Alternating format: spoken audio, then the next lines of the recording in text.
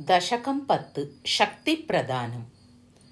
ततो विमानादज विष्णुरुद्राः त्वद्गोपुरद्वार्यवरुह्य सत्यः स्त्रियः कृता देवि तवेचयैव सविस्मयास्त्वन्निकटं समीयुः।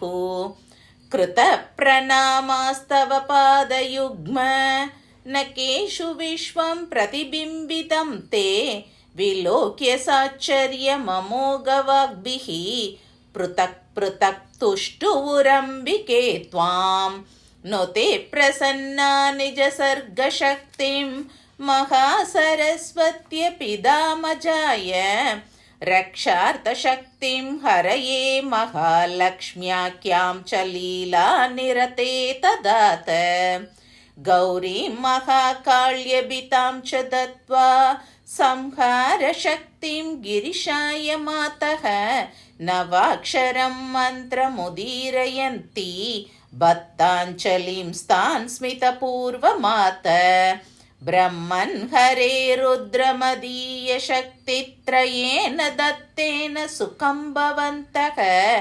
ब्रह्माण्डसर्गस्थितिसंहृतिश्च कुर्वन्तु मे शासनया विनीताः मान्या भवद्भिः खलु शक्तयो मे स्यात् शक्तिहीनं सकलं विनित्यं स्मरेत मां सन्ततमेवमुक्त्वा प्रस्थापयामासित तां स्त्रीमूर्तीन् नत्वा त्रयस्ते भवतीं निवृत्ताः पुंस्त्वं गतारुरुहुर्विमानं सत्यस्थिरोदाससुधासमुद्रो द्वीपो विमानश्च तिरो बभूवुः एकार्णवे पङ्कजसन्निधौ च हतासुरे ते खलु तस्तिवंसः दृष्टं नु सत्यं किमु बुद्धिमोहः स्वप्नो नु किं वेति च न व्यजानन्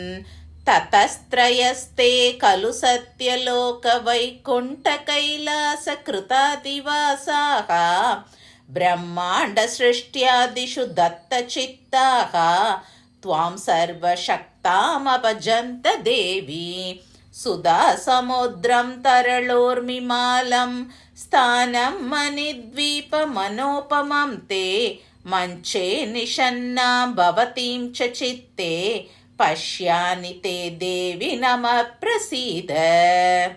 ॐ श्रीमात्रे नमः। सर्वमङ्गलमाङ्गल्ये शिवे सर्वार्थसाधिके शरण्ये त्र्यम्बके गौरी नारायणि नमोऽस्तु ते।